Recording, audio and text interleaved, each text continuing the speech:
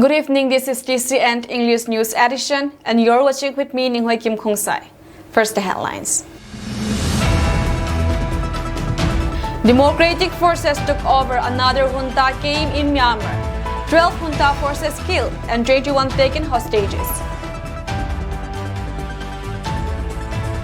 Arrest made in Kangpokpi police assault. Condemnations amounts amid go-to shutdown.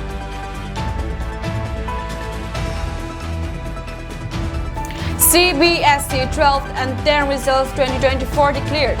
87.98% students clear class 12 exams.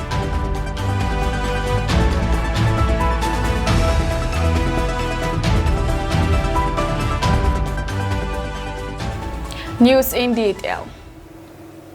A firing broke out between junta forces and democratic forces on May 5th at Myo Thit Township, where 12 junta forces were killed and 21 captured alive. Myo Thit is now under the control of democratic forces. An intense firing broke out between junta forces and democratic forces at Myo Thit, which lasted for around 6 days. The firing broke out on May 5th and ended on May 11th around 10 a.m. where the democratic forces emerged victorious as they finally took over the junta games. In the Myanmar Army came at Myo Thit a combined forces of Kerala 288, Myanmar Infantry Battalion number 288, 891 Brigade Sani, Nationalities Army 3rd Battalion, and Manipur Valley-based Meitei terrorists were settling together. Also, around 250 personnel of Myanmar Police and PU-SOTI were also present. A combined force of Kuki National Army Burma, National Liberations Army, PAKAFA and PDF launched an attack on the junta forces at their camps at Myo Thit on May 7th at around 5 a.m. After days of intense firing, on May 11th, the democratic force emerged victorious. During the 5 first days of the intense firing, 2 democratic forces army and 12 junta forces died, and 21 junta forces were captured alive by the democratic forces. Out of the 21 hostage, camp commander and police officer Kan Kyo Nai, deputy police chief Kyo Kyo Wind, and deputy police chief Myo Tan were also included. Also, 29 weapons and munitions, bomb, radio jammer, and many miscellaneous items were also recovered. Reports also say that SNA and Meitei terrorists left their camps and fled towards Minti, which is located near India border, on May 12th, where another intense firing broke out, but a clear report about the situation still remains unknown. Minti village is located between pillar number 90 and 91 along the Indo-Myanmar border and is neighboring Namli, Wangli, and Maringpural villages of Kamsong district. Mention may be made that Myo Thit is situated in Tamu Ongzaya Road, Upper Tamu Township. Tamu Township is divided into Kampat Sub-Township or Lower Tamu Township and Myo Thit Sub-Township or Upper Tamu Township. Both these 2 sub-townships are under the rule of democratic forces. In a swift and major breakthrough, the Manipur police managed to crack down on armed miscreants allegedly involved in the brutal assault on Kangpokpi police personnel at Korange on May 11. More than 30 armed miscreants suspected to be members of the radicalized armed group Aram Baitingal were accused of assaulting the 4 neutral police personnel stations at Kangpokpi police stations, who belong to Nepali and Muslim community. Though a complete details could not be ascertained, the arrested though were identified as Taibangan Ba from Haigang and Bobo, a former resident of Thingra, Layrak Jampur. It may be mentioned that a 0 FIR has been lodged at Kangpokpi police station and subsequently transferred to the concerned police stations for further investigations. The broad daylight abductions and vicious physical assault on 4 police personnel from the Village Defense Force or the VDF posted at Kangpokpi police stations by Aram Baitingal have sparked widespread condemnations from multiple organizations, including the Kangpokpi District VDF Welfare Associations and the Kuki Students Organizations at their heels. The Kangpokpi District Police Defense Force Welfare Associations has strongly condemned the physical assault and attempted murder of 4 VDF personnel currently stationed at Kangpokpi Police Station. It stated that the 4 VDF personnel were on official duty on Imphal on May 11, 2024. Unfortunately, unknown armed miscreants from the Meitei community intercepted and halted their vehicle at Koirangay while they were returning from Imphal to Kangpokpi after completing their assigned duty, given by a senior official around 12 p.m., it stated. The associations also alleged that the armed miscreants ruthlessly blindfolded the 4 VDF personnel and dragged them into the nearby jungle, where they subjected them to brutal assault. The association expressed outrage at the targeting of neutral VDF personnel who were not affiliated with any warring communities and were simply performing their official duties.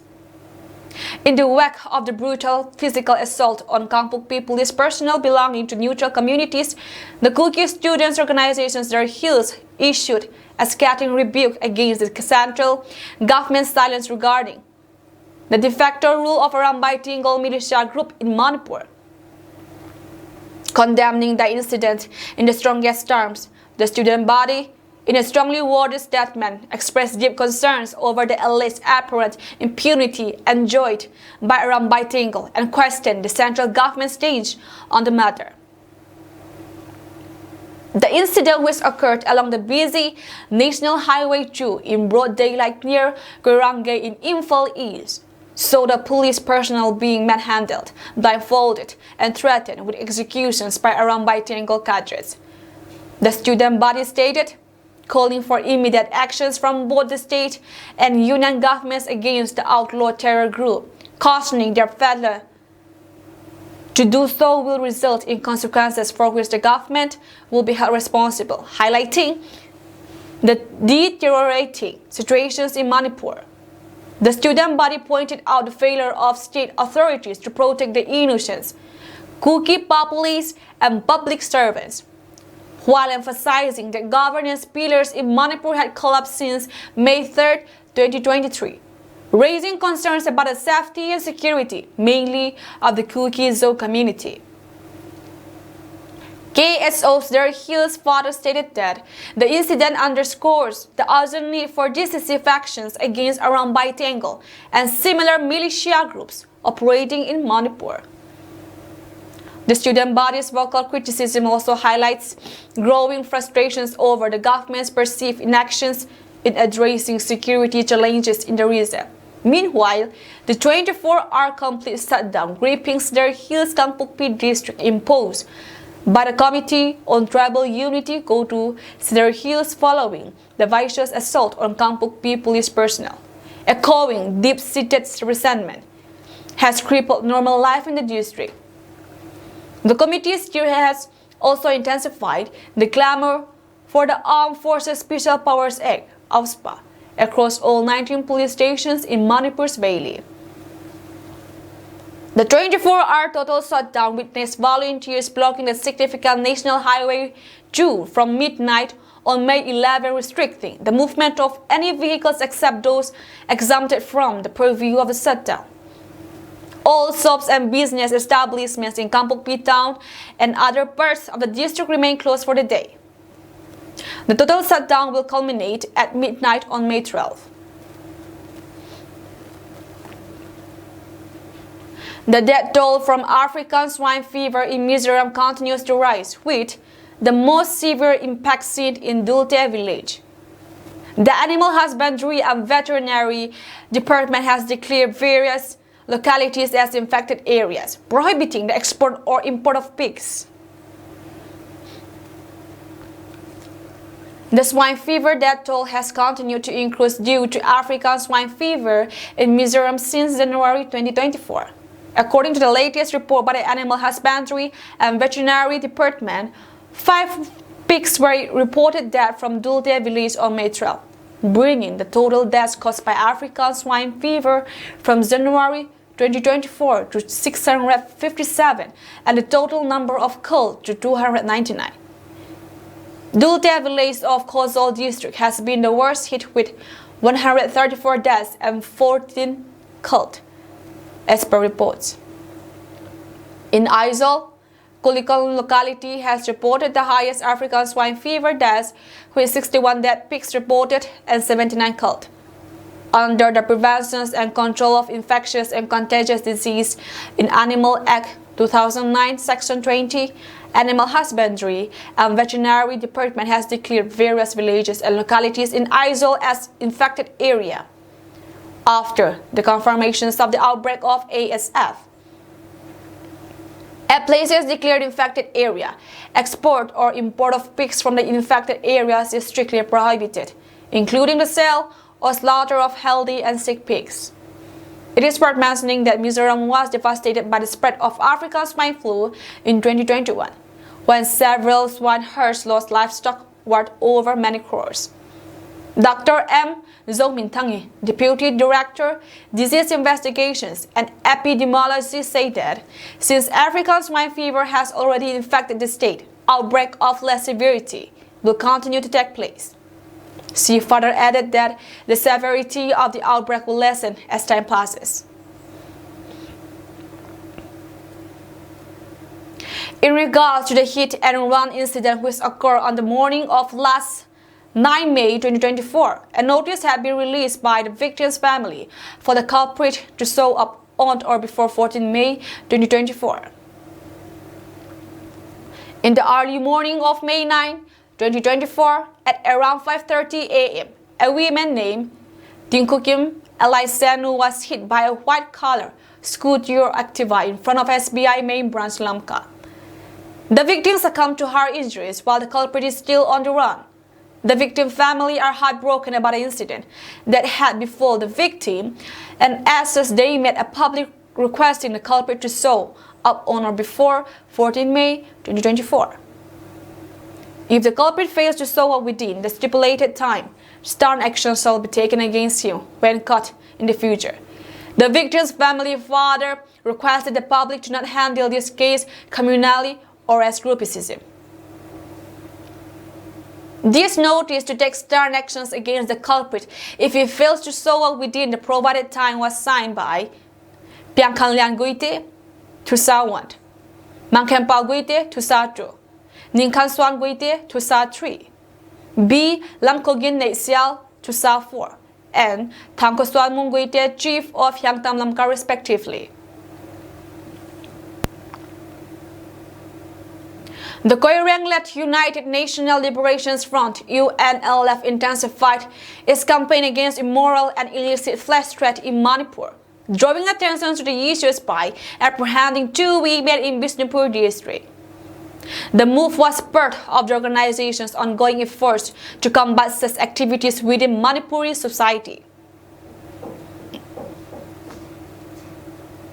The individuals detained, one approximately 40 years old and the other in her 20s, faced allegations of involvement in the illicit trade. According to Pibarel Angomcha, the spokesperson of the outfit, the older women hails from Imphal West and has purportedly been enticing other women into the trade for the past 5 to 6 years. Pibarel emphasized that the UNLF views such activities as detrimental to the fabric of society, branding them as shameful sins that tarnish the image of Manipuri society and its communities. In the case of the younger women, a resident of the Menglong, Pibarel indicated that she would undergo counseling and be handed over to the relevant civil society organizations for rehabilitation. In defense of her actions, the older women asserted that numerous girls from various communities are involved in similar threats, often operating in cities like Guwahati and Delhi. She alleged that these women utilize hotels in North AOC and Imphal areas for their activities, further implicating the involvement of former MLA in the threat. However, the situation took a different turn later in the evening when a woman suspected to be the one from Imphal West was discovered with a bullet injury on her left leg near a bridge at Laiton Zam Awang Leikai Leinambi Tural Padibi, Lamsang around 8:10 p.m. She was promptly admitted to Nambol Community Health Center, CAC, before being transferred to RIMS Hospital for further treatment under the supervision of Nambol Police. Razed buildings and burned furniture. These are what remained of St. Peter's School in Manipur's Imphal, after a year of violence in the state between Kuki and Meitei ethnic groups. We were preparing to celebrate its Silver Jubilee year in 2023, but then the classes broke out. They burned everything, said Principal Hup Humang, a Kuki who has since moved to Chorchampur from the Meitei-dominated Imphal Valley region. Now an abandoned structure, the Manipur board-affiliated St. Peter's School had more than 800 students still classed them pre-May 3, 2023. The day reports of incidents of classes started pouring in from many parts of the northeastern state, prompting the closures of educational institutions, offices, and businesses. It's one day at a time for us. The situation remains unpredictable, and we don't plan anymore. The crisis continues, and there is nothing to look forward to or look back upon, said Hup Humang, 62, who moved with her family to the hills of Chorchampur. The school, built by Hup Humang and her late husband over 25 years, also had her residence on his premises. She now lives with her family in a rented accommodations displaced like more than 60,000 others from both communities. But Hup Humang, who has not stopped calling families living around the school to take updates about her Meitei students, even as the Kukis have moved out. They have joined other schools. Some have dropped out, she said. Recalling the preparations for the Silver Jubilee year celebrations, Hup Humang said practice for dance and singing performances was underway. There was a lot of activity, but then, within a night, it was all over, she said with tears in her eyes. The institution was attacked in the early hours of May 4th by a mob. The school was everything we had. Built brick by brick, it was where we lived for years. Over 800 students had their hopes attached with our visions, and within a night, everything was gone. At first, I had thought that this will be over in a week, and I was already making plans about what all needs to be done before we resume classes again, said Hup Humang. Another accident took place yesterday at National Highway 102B, also known as Guite Road. The accident occurs between Kaugin and Songtal villages. A Bolero camper met with accident at Guite Road yesterday, 12th of May 2024. Report says that the vehicles ran off the road. The vehicle belongs to Pyangsantang of Lungtul L, and the driver along with the vehicle was taken back to its employer. Luckily, the driver wasn't injured. On hearing the news, the nearby villagers rushed to help the victim. NHIDCL workers offered help by using its crane to pull up the vehicles which was running off. On Saturday, a truck bearing registration number AS11DC8314 carrying gas cylinders also met with an accident on Guite Road at Talpilui Culvert. Guite Road has been expanded and the road conditions had improved, which makes the drivers drowsy while driving for long hours, leading to sudden accidents. The drivers are once again requested to stay alert while driving to prevent any further accidents and to not speed beyond the recommended speed level.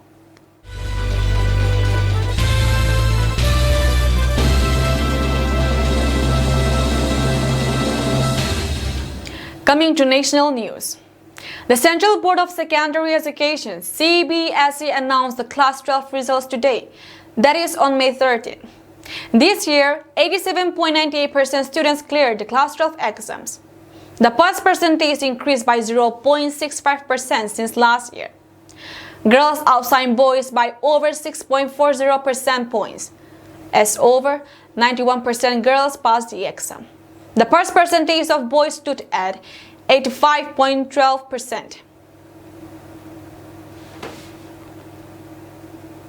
Trivandrum emerged as the top performing region with a pass percentage of 99.91%, followed closely by Vijayawada at 99.04%.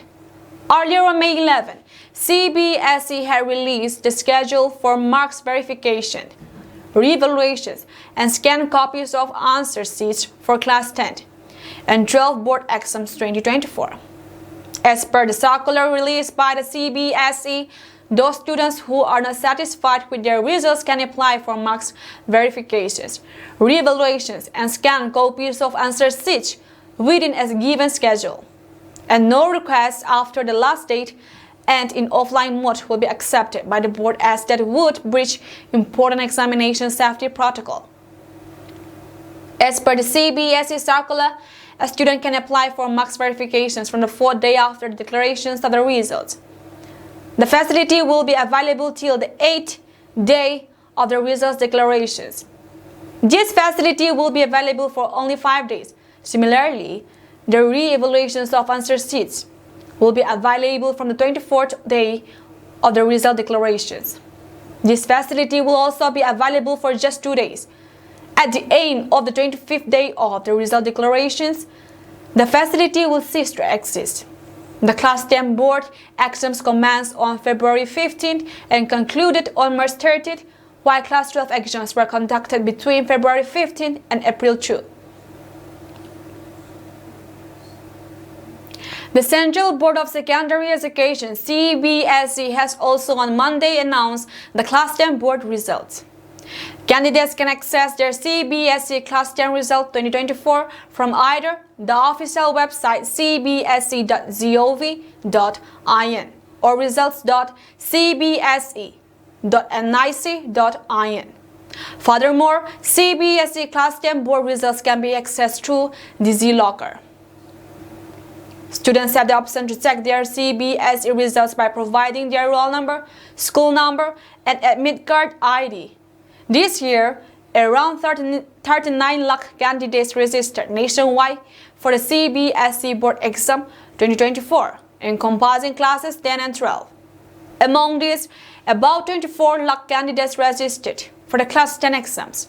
The Class 10 examinations were held from February 15 to March 13. To check the CBSE Class 10 results for 2024, you can follow these steps. First, go to the website of the Central Board of Secondary Education (CBSE) at cbse.nic.in. Second, look for the section related to exam results on the homepage, often labeled as Results or Examination Results. Third, select the appropriate link for either Class 10 Results 2024, depending on the exams you took. Fourth, enter the necessary details such as your roll number, school number, central number, date of birth, or any other required information. Fifth, submit your details and wait for your CBSE Class 10 result for 2024 to be displayed on the screen.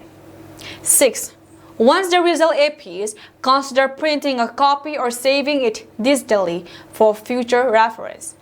Seventh, alternatively, if CBSE provides a specific SMS format for result checking through text message, follow that method by sending the required information to the designated phone number.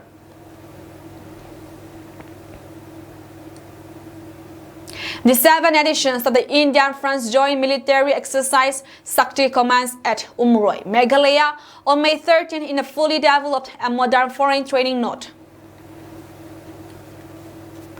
As per India Today Northeast, the exercise is scheduled to be conducted from May 13 to 26.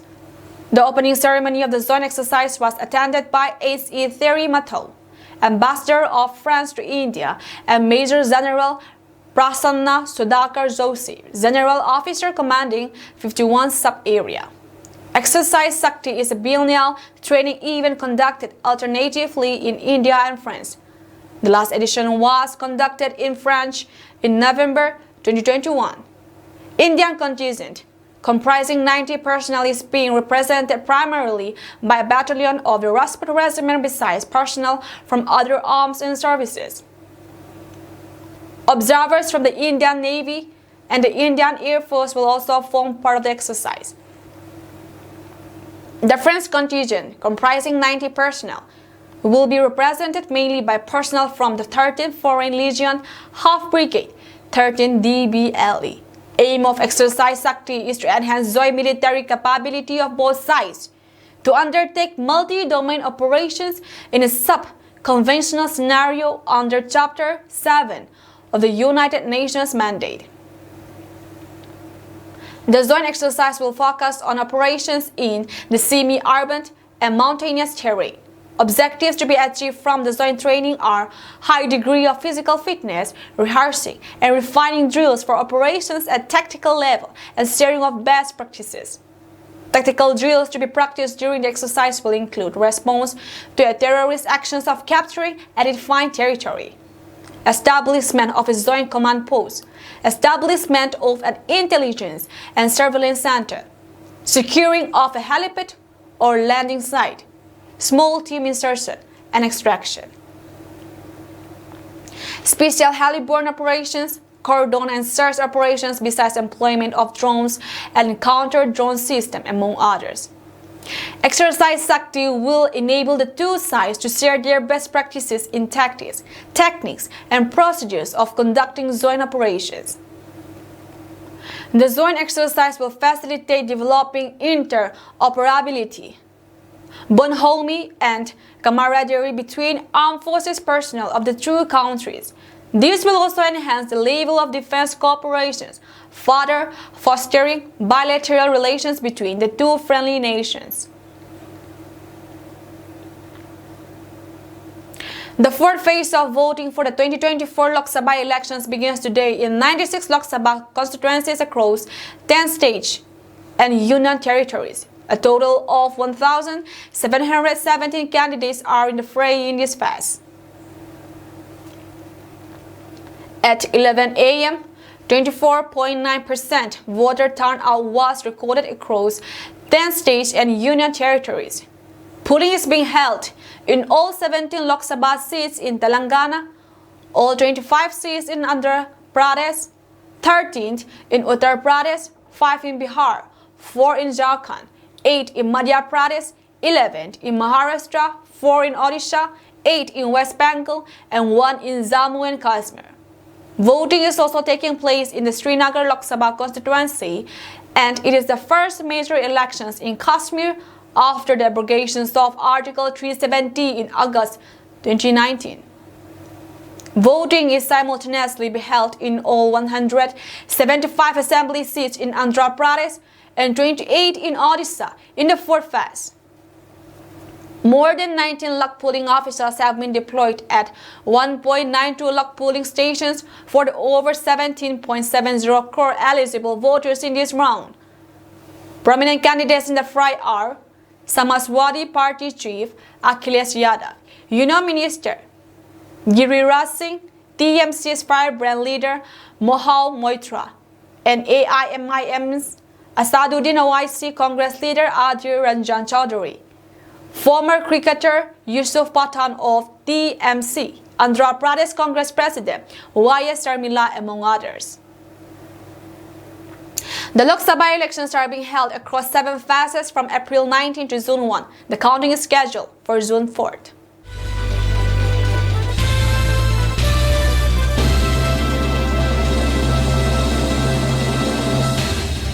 Coming to international news. Amid the raging war with Hamas, Iran's supreme leader Ayatollah Ali Khamenei issued yet another warning to Israel. Iran hinted at a change in its nuclear doctrine if Israel continues to threaten its existence in the ongoing turmoil in West Asia. Kamal Karazi, the advisor, said that Iran will have no choice but to alter the military doctrine if Israel threatens its existence. We have no decision to build a nuclear bomb, but should Iran's existence be threatened, there will be no choice but to change our military doctrine, Karazi said. Since the Gaza war, tensions between Israel and Iran escalated. It further intensified after Iran's embassy in Syria was attacked in April. At least 11 people were killed in the attack, including 2 generals of Iran's Revolutionary Guards.